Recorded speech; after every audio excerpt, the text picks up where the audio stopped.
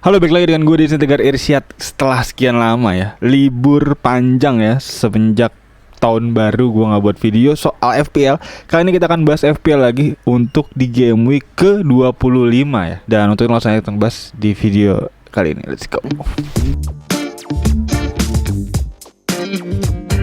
Oke, game week ke-24. Dimana game week ke-24 kemarin gue akhirnya bounce back ya, dan juga akhirnya gue punya semangat lagi gitu untuk bisa kembali membuat video.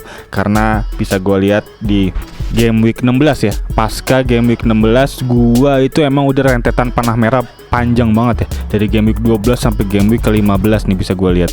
Dan juga game week 16 akhirnya panah hijau pertama, tapi lagi-lagi game week 17 gue turun jauh banget nih ke 470 ribuan. Dan sampai puncaknya gue tuh emang cukup akhirnya kayak ya udah deh, asal ada aja gitu ya poin gue di game week ke-23 nih. Game week 23 gue 522 ribu di situ posisinya, dan panah merah jauh banget ya dari dimana gue game week awal bisa menyentuh 30 ribuan. Jadi benar-benar gue kehilangan semangat banget untuk bisa membuat konten FPL.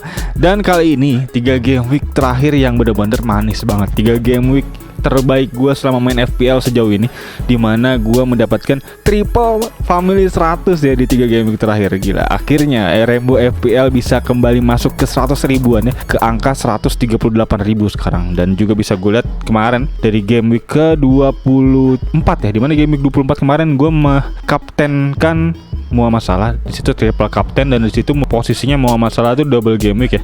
Di game week ke-23 yaitu ada di game week ke-24 yaitu ada lawan Bournemouth dan juga lawan Everton, dan di situ cukup berhasil 3 gol 1 assist di double game week 24. Dan selanjutnya di game week ke-25 gue mengaktifkan assistant manager, dimana di situ ada double game week lagi ya, dimana Salah double game week lagi ya di situ ya. Iya, game week 25 double game week lagi, dan gue memutuskan untuk assistant manager yaitu Unai Emery yang juga double game week di situ. Tadinya gue mau Arne Slot, cuman Arne Slot nggak bisa masuk karena memang tidak ada slot di tim gue, yaitu tiga-tiganya udah ada di sini Liverpool ya. Ada Luis Diaz, ada Muhammad Salah, dan juga ada Alexander Arnold, yang artinya gue nggak bisa tuh assistant manager buat Arne Slot. Dan akhirnya gue memutuskan untuk bisa memasukkan Unai Emery, dan bener aja Unai Emery cukup cakep banget ya di game week tersebut.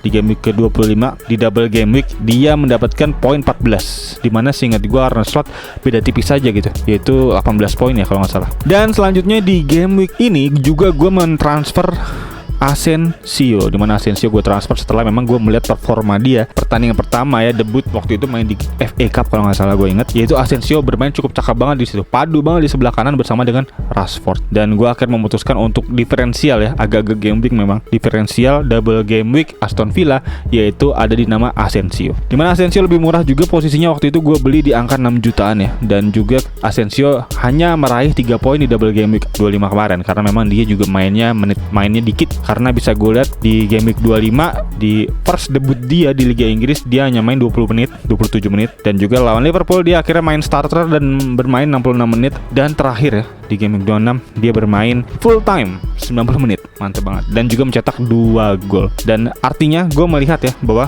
di game week ke depan kayak meta Aston Villa tuh cukup mulai naik nih, dimana nama-nama top udah mulai ngumpul di Aston Villa. Bisa gue lihat ada Rashford, ada Asensio, dan ya nama-nama yang memang jadi pelapis cukup banyak. Ada Watkins pastinya ya, masih jadi sektor utama dan mungkin makin banyak persaingannya di situ, dan ada Malen juga. Jadi ya ini Aston Villa menjadi nama yang gue cukup amazed ngeliatnya. Kayaknya akan jadi nama yang cukup meta dan menarik untuk bisa diferensial sebelum rame yang make. Dan Asensio salah satu diferensial gue di game week terakhir mendapatkan 15 poin, yang dimana di sini sayangnya gue taruh di bench ya, karena gue setelah melihat di 2 pertandingan terakhir dia tidak cukup oke gitu ya, gue akhirnya memutuskan untuk membench Asensio dan lebih memilih Joe Pedro yang akan melawan Southampton terakhir. Dan awalnya Brighton lawan Southampton, Joe Pedro berhasil return cukup oke, 12 poin, dan gue rasa itu adalah keputusan yang tepat buat gue untuk membench Asensio. Tapi nyatanya gue langsung dihantam ya oleh fakta bahwa Asensio ternyata lebih gacor ya di 2 jam setelah dari pertandingan Brighton ini. Dan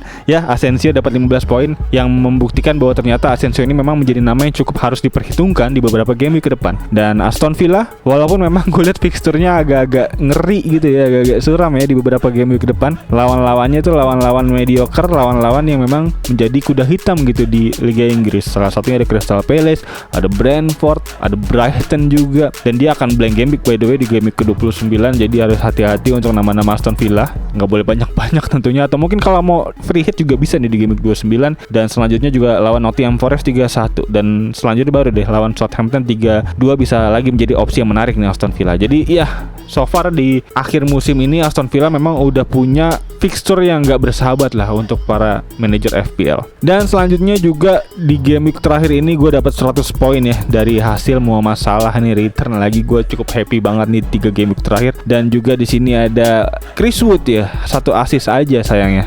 Yang dimana pertandingan Newcastle lawan Nottingham Forest malam gila banget. Gue bisa bilang salah satu pertandingan yang cukup seru ya, bisa ditonton karena Nottingham Forest sempat unggul 1 gol lewat gol Callum Hudson-Odoi dan benar-benar dibalas langsung 3-1 ya oleh Isak ini ya, 2 gol ya, penalti dan juga gol open play, dan 1 gol lagi dari Murphy ya, dari siapa ya gue lupa. Dan pokoknya dia akhirnya menang 4-3, yang dimana sebenarnya Nottingham Forest melakukan perlawanan yang sengit pastinya ya. Dan dari 3-1 jadi 3-2 seingat gue. Dan ya itu mulai kejar-kejaran, yang memang artinya ini memang pertandingan benar-benar open play dan anti parkir bus. Jadi benar-benar open banget, keren banget pertandingannya. Dan dari kiper Verbruggen akhirnya di 2 game week terakhir gue bisa lihat dia menjadi return yang cukup oke banget, 16 poin ya di 2 game week terakhir total rata-ratanya. Dan di lawan Chelsea kemarin 10 poin karena memang dia assist ya. Jadi artinya di 2 pertandingan terakhir dia udah clean sheet juga, Verbruggen mantep. Dan selanjutnya bisa gue lihat ada Luis Diaz nih. Gue nggak tahu nih, Luis Diaz udah mulai banyak transfer out nih di game week kemarin. Para manajer FPL udah mulai mengeluarin dia dan memang jadi turun banget tim selected by-nya. Jadi memang ini harus gue consider apakah Luis Diaz harus gue pertahankan atau memang gue harus cari opsi lain yang cukup menarik gitu ya. Dan selanjutnya Palmer memang kemarin mainnya cukup bagus, tapi memang secara tim Chelsea akhirnya kalah lagi gitu ya di 2 game week terakhir ya. Sayang banget, lawan Aston Villa kalah, lawan Brighton kalah. Yang memang dimana di 2 game week terakhir lawan-lawannya bukan lawan-lawan ece-ece juga sih. Brighton dan juga Aston Villa tuh nama-namanya memang lagi formnya oke gitu. Jadi ya cukup bisa dimaklumin memang kekalahan Chelsea ini di 2 game week terakhir. Dan juga ada Man City, salah satu yang memang harus kita hindari sekarang pemain-pemainnya, metanya lagi jelek banget. Dan dimana juga Man City kemarin bisa gue lihat Haaland nggak ada ya, kayaknya sih udah bisa gue lihat ada di box bukan ada di bench, jadi harus kita hilangkan. Dan kemarin yang main ada orang Mesir tuh, siapa namanya, temannya Muhammad Salah pastinya tuh di depan. Dan Liverpool kembali menang semalam, Salah ya, di mana kita nggak perlu ragukan lagi ya, walaupun memang di beberapa kesempatan bisa gue lihat banyak manajer lain yang diferensial kapten semalam dan mengaptenkan nama lain gitu ya, kayak ngaptenin Mbeumo ada gue lihat beberapa, dan juga ngaptenin Isak bisa gue lihat juga ada beberapa. Tapi ternyata itu semua hilang ya. Gain point yang cukup jauh langsung dipangkas oleh bandwagon kita, yaitu Muhammad Salah sebagai kapten utama. Dan ya gue cukup happy, Muhammad Salah gila ya, 19 poin lagi. Fun fact nih, 19 poin lagi Salah akan menjadi satu-satunya pemain yang mendapatkan poin tertinggi sepanjang sejarah fantasi Premier League. Ini salah satu legend kita nih, 19 poin lagi ya. 19 poin lagi tuh artinya 2-3 game week lagi udah pasti kekejar ya sama Muhammad Salah ya untuk poin, the most of poin terbanyak lah gitu ya di fantasi Premier League. Gila. Dan gue cukup sedih sih kalau emang ternyata Muhammad Salah di game di musim ini musim terakhir dia gitu ya sebelum dia pindah. Jadi ya gue harap Liverpool akan berpanjang kontraknya harusnya ya, melihat form dia yang masih oke banget ya. Dan berikut kurang lebih untuk tim review, gue happy-happynya udah dulu. Dan sekarang saatnya kita masuk ke tim selection. Dimana tim selection langsung aja gue kayaknya nggak akan mau melakukan transfer, dan gue akan hold dulu transfernya di sini. Dan bisa gue lihat juga di sini nama-nama tim gue juga masih cukup oke ya. Dimana paling yang gue cukup bingung tuh ada di posisi bench gue, itu Asensio. Gue punya feel pengen gue mainin gitu ya lawan Crystal Palace, harusnya bisa jadi pertandingan mirip-mirip kayak Newcastle lawan Nottingham Forest kemarin yang cukup bersaing gitu, cukup open play. Dan gue juga bisa ngeliat Aston Villa ini pastinya akan open play juga lawan Crystal Palace. Jadi gue pengen banget nih masukin Asensio, karena Asensio udah mulai jadi starting line up juga gitu kan bersama dengan Rashford. Dan mungkin nama yang bisa gue ganti di sini yaitu Luis Diaz. Tapi gue cukup masih ragu nih apakah gue ganti Luis Diaz atau mungkin gue ganti Isak aja. Isak kan lawan Liverpool susah gitu ya. Jadi ya itu mungkin jadi pertimbangan gue antara gue ganti Isak atau Luis Diaz. Jadi untuk teman-teman mungkin yang punya saran bisa tulis di kolom komen di bawah, apakah gue ganti Asensio ke Isak atau ke Luis Diaz. Sebenarnya gue kalau mau secara subjektif gue ya sebagai fans Liverpool, gue pastinya akan masukin Asensio dan ganti Isak sih harusnya ya.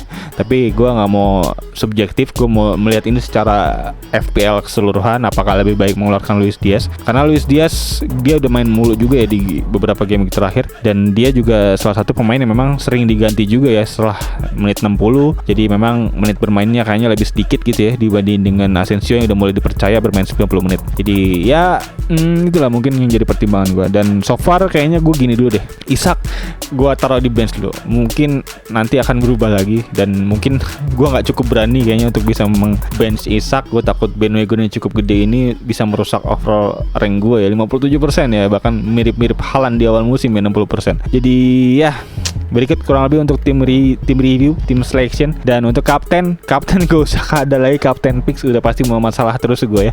Dan vice kapten gue Palmer boleh lah, karena lawannya Southampton, dan juga gue harap Chelsea bisa bounce back nih dari 2 game terakhir yang merah-merah terus ini nih, loss terus ya. Dan ya semoga Chelsea bisa menang ya, Palmer bisa mencetak gol. Dan Palmer juga Van Dijk kemarin hampir banget mencetak gol tuh. Beberapa kesempatan emasnya banyak, dan ya Palmer gue masih bisa taruh harapan lebih lah untuk menjadi midfielder premium gue yang bisa meraih poin oke gitu ya di beberapa game week ke depan. Dan untuk teman-teman semua, gimana poinnya kira-kira di game week ke-24 kemarin, dan gimana nih rencananya untuk di game week ke depan? Bisa tolong please tulis di kolom komen di bawah. Gue lagi ngumpulin data lagi nih, gue udah lumayan agak ada gap nih antara kulikan data yang ada gitu ya. Dan ya kayaknya itu aja. Thank you banget sebelumnya untuk teman-teman yang udah nanyain terus ya konten FPL, dan untuk teman-teman yang udah nonton ini juga sampai habis, thank you banget. Dan ya kayaknya itu aja untuk video kali ini. Untuk teman-teman semua yang baru nonton, please banget langsung klik tombol subscribe dan juga lonceng yang ada di bawah agar teman-teman gak ketinggalan video-video